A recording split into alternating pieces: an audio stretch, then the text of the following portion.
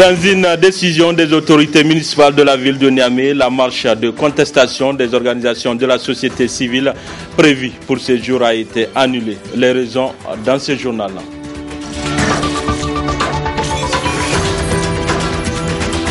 93 nouveaux forestiers de la promotion novembre 2014 ont prêté serment ce matin au palais de justice.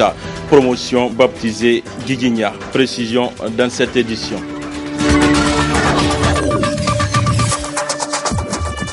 Mercredi 10 mai 2017, messieurs, dames, bonsoir et bienvenue à ces 19h45 de la télévision Labari. J'ai l'annoncé en titre prévu pour se tenir ce mercredi 10 mai. La marche de contestation des organisations de la société civile a finalement été annulée. Une décision des autorités municipales de la ville de Niamey. Pourquoi cette annulation? Élément de réponse dans ce reportage signé Abdelrazak Hamidou et Sadou Demi.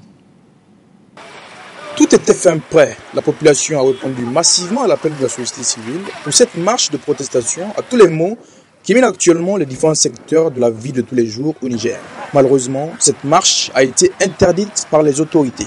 Cette marche du 10 mai est une suite logique des autres manifestations que nous avons eu à organiser. Vous vous rappelez, le 21, on avait commencé le 21 décembre 2016 à manifester pour dénoncer un certain nombre de travail, pour dénoncer la malgouvernance, la corruption, le détournement des deniers publics. Et effectivement, nous sommes engagés dans cette logique-là pour la bonne gouvernance, pour le développement du Niger. Aujourd'hui, c'est devenu un sport favori pour les autorités qui nous dirigent. Donc, un voleur ne veut pas qu'on crie sur lui pour lui dire voleur. S'il a des moyens répressifs, il va les utiliser. Et c'est ce qu'ils sont en train de faire. Et Inch'Allah, le peuple a compris. Et la manifestation, c'est un droit constitutionnel que les gens doivent comprendre. Qu'on n'a pas besoin d'une autorisation d'un maire cloîtré entre ces 4000 qui décident au nom du peuple. Le peuple s'est déjà exprimé en votant cette constitution-là au référendum passé. Donc, je pense bien qu'il va falloir que les gens respectent la constitution. Il ne faudrait plus permettre, plus jamais ça, qu'un maire se retire dans une chambre pour dire que non, je n'autorise pas ou bien j'autorise votre manifestation. Ce n'est pas à lui d'autoriser. Déjà, le référendum a autorisé. Déjà, la constitution a autorisé. C'est un droit. On nous a empêché effectivement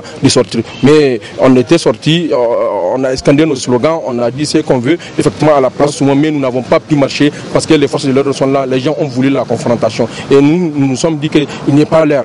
Une nouvelle date est en perspective parce qu'actuellement nous sommes en réunion avec les initiateurs, nous sommes en train de décider. Demain ou après-demain, nous avons convoqué un point de presse pour informer l'opinion nationale et internationale les dispositions que nous allons prendre pour qu'au moins qu'on puisse exprimer notre droit constitutionnel. Le droit à la manifestation. Pour l'instant, pas de nouvelle date annoncée pour une nouvelle marche, même si les organisations de la société civile y pensent déjà.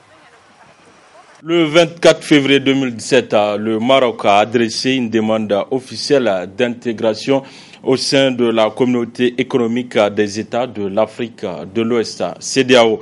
Le royaume chérifien, très offensif économiquement sur le continent, a déjà intégré en janvier dernier l'Union africaine.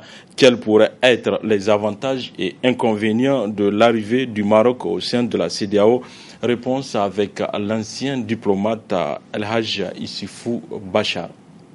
Mohamed VI a montré qu'il est différent de son père, que je respecte beaucoup, que Dieu accède son nom au paradis. Son père était plus orienté vers l'Occident. Il a même cherché à faire partie de l'Union européenne, tout en n'étant pas européen. Voilà que cet enfant, qui est aujourd'hui un sage, une grande personnalité, est quand même sage, et je crois que sa venue au niveau de la CEDEAO ne peut être qu'une très bonne chose. Les inconvénients qui peuvent suivre existaient déjà par rapport à d'autres pays. L'avantage de l'adhésion du Maroc au niveau de la CEDEAO est d'abord son expérience sur tous les plans. Il a plus d'expérience que nous tous. Parce que sur le plan politique, c'est un pays qui s'est libéré bien avant nous et qui est aussi très proche de l'Europe parce que étant au bord de la Méditerranée. Donc sur le plan culturel, l'islam, sur le plan industriel, sur tous les plans, le Maroc est en avance sur presque tous les pays africains en dehors de l'Afrique du Sud et des autres pays. Donc nous allons profiter de son expérience. Également, on parle du retour de franc CFA, sa gestion en Afrique. Il y en a qui sont pour, il y en a qui sont contre. Moi, je fais partie de ceux qui sont contre de l'avenir du franc CFA en Afrique pour le moment. Tant que nos chefs d'État sont ceux qu'ils sont, je suis contre. Seulement quand on pense à ce qui s'est passé avec Air Afrique, une compagnie qui avait tout le monopole, en passagers, en fret et tout, qui fonctionnait très bien, mais avec des factures impayées, des voyages non justifiés, Air Afrique s'est écroulée. Alors, on peut prendre le cas du Nigeria.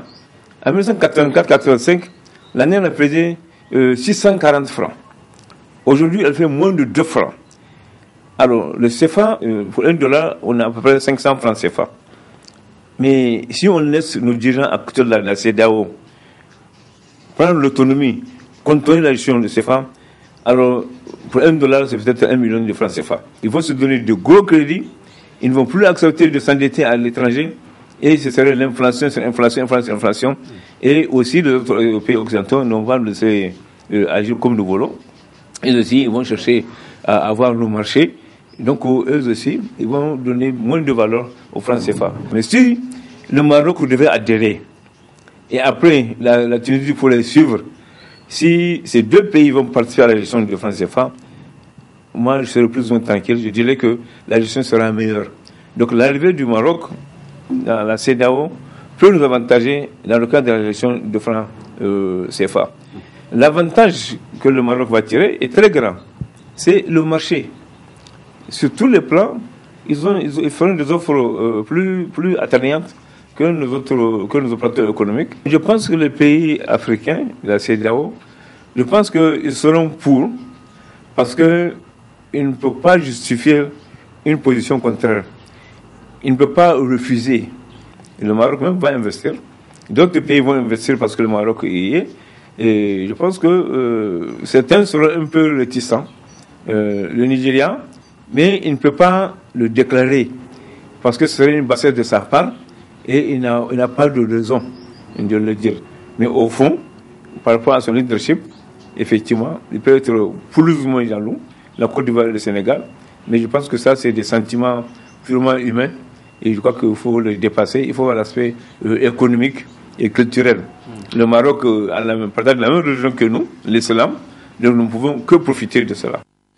Je le disais en titre, ils sont au nombre de 93 les nouveaux forestiers de la promotion novembre 2014, baptisés promotion Guigigna, qui ont prêté serment ce jour 10 mai au palais de la justice. Une journée de fierté pour ces forestiers. Le compte rendu de Asmaou Sedou et Chebou Guissou.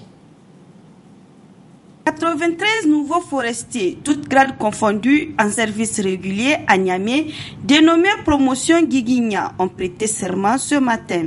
Le procureur donne l'objectif visé à travers cette prestation de serment. Procédant donc de la sorte, nous répondons à une exigence de la loi qui veut qu'il en soit ainsi procédé, notamment l'article 27 donc de votre statut autonome, qui dispose, je jure, de me conformer aux lois et règlements de la sécurité publique, de la gestion de l'environnement et de ses ressources et de remplir mes fonctions avec exactitude et probité.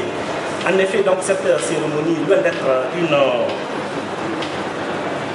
simple formalité comme peuvent le penser certains esprits légers, n'en est pas une, bien au contraire, c'est une étape décisive dans votre carrière, comme l'a rappelé M. le Président. Aussi, donc, en prêtant serment selon la formule consacrée, vous vous engagez à vous acquitter donc convenablement de la tâche qui vous est confiée avec loyauté et d'observer à toutes circonstances donc les devoirs de votre charge, c'est-à-dire d'être digne, impartial et honnête. Et si vous conformez donc strictement donc à ces principes, donc je suis fier d'avoir participé de façon positive donc à la bonne marche et donc de la préservation donc, de l'environnement donc de votre État. Et la violation de votre serment vous expose bien sûr donc à des sanctions tant disciplinaires que pénales, sans oublier donc la sanction divine qui n'est pas moins redoutable. Après avoir prêté serment, ces nouveaux forestiers ne cachent pas leurs sentiments. Pour se titulariser, il faut d'abord prêter le serment. Donc c'est à ce titre que nous sommes là aujourd'hui pour la prestation des serments. C'est la joie parce que ça fait plus d'un an que nous attendons ce moment. Vraiment c'est un grand jour, on remercie le bon Dieu de nous montrer ce jour-là. On a pu prêter serment que Dieu nous donne longue vie pour exercer vraiment cette fonction. Il ne reste plus qu'à souhaiter une bonne carrière à ces forestiers. Enfin, une photo de famille a immortalisé cette cérémonie de prestation de serment. Cérémonie de remise officielle d'un important lot de matériel d'hygiène et d'assainissement ce matin au centre intégré de santé de Goudela. Ce don a été offert par l'ONG DICO en vue de soutenir le secteur de la santé en général et les CSI de l'arrondissement communal Niamey 1. Ismaël Moumouni et Halidou Brema pour le compte rendu. C'est pour apporter davantage sa contribution dans l'amélioration de la santé publique à travers des dons et formations destinés aux agents des centres de santé intégrés du premier arrondissement de Niamey que l'ONG DICO a remis officiellement au CSI de Goudel cet important lot d'hygiène et d'assainissement accompagné d'une campagne de formation et de sensibilisation. L'activité qui nous réunit ici, effectivement, c'est la remise officielle d'un lot de matériel d'hygiène et d'assainissement au CSI, au centre de santé intégré de Goudel, dans le cadre d'un projet global qui vise l'ensemble des centres de santé intégrés de la commune Niamey 1. Donc ce geste est un début de projet dans lequel il y a un lot de matériel d'hygiène, d'assainissement, comme je le disais tantôt, des poubelles, des pelles, des râteaux, des javel. Mais cette activité ne se limite pas seulement à la dotation de matériel. Il y a aussi des séances de sensibilisation et de formation sur les systèmes de gestion des déchets, les déchets solides et les déchets infectieux qui étaient prévus en marge de ces activités de donation-là. Et ça, c'est les activités de séances de formation dédiées au personnel et aux auxiliaires de ces centres de santé. Au-delà de ça, aux usagers aussi, il est prévu toujours dans le cadre de ce projet-là des activités de sensibilisation pour un changement de comportement lié à l'hygiène et à l'assainissement. Au nom des récipiendaires, le médecin-chef du district commune Niamey 1 n'a pas manqué de remercier ses généreux donateurs pour ce geste magnanime. La question de l'hygiène est un pilier essentiel, n'est-ce pas, dans le cadre de la santé. Vous êtes d'accord avec moi, tant que l'hygiène n'y est pas, n'est-ce pas, il n'y a pas la santé. Et surtout dans un centre de santé où la population vient pour chercher entre griffes cette santé. Alors si l'endroit, le centre de santé est insalubre, vous êtes d'accord avec moi qu'il n'y a pas cette fréquentation, il n'y a pas cet accueil, n'est-ce pas, de la population. Alors nous estimons que cet équipement, n'est-ce pas, fourni par l'ONG DICO, servira à améliorer, n'est-ce pas, les conditions d'hygiène et d'assainissement de notre centre de santé et par ricochet, en tout cas, améliorer l'accueil, la qualité des soins et services de santé, n'est-ce pas, que nous donnons à la population. Mais aussi un autre élément important, comme je l'avais dit, c'est le renforcement des capacités. Vous savez bien, dans notre système de santé, les déchets, il y a une technique spéciale pour gérer les déchets issus des soins de santé. Alors cette ONG va essayer effectivement de renforcer la capacité de nos agents, n'est-ce pas, en ce qui est de l'utilisation même de ces matériels, mais surtout comment gérer les soins issus des soins de santé. En tout cas, nous ne pouvons que le remercier et nous pensons qu'effectivement, ces genres d'activités, ces genres de contributions vont continuer au-delà du CSI Goudel. Cette cérémonie intervient à l'approche de la saison pluvieuse. Cet important matériel permettra sans doute à lutter efficacement contre les maladies liées au manque d'hygiène, dont entre autres le paludisme. Du sport, dans cette édition, la Fédération nigérienne de cyclisme a réceptionné une dizaine de vélos et de matériel de rechange pour le compte de l'équipe nationale du cyclisme, au grand bonheur de la Fédération.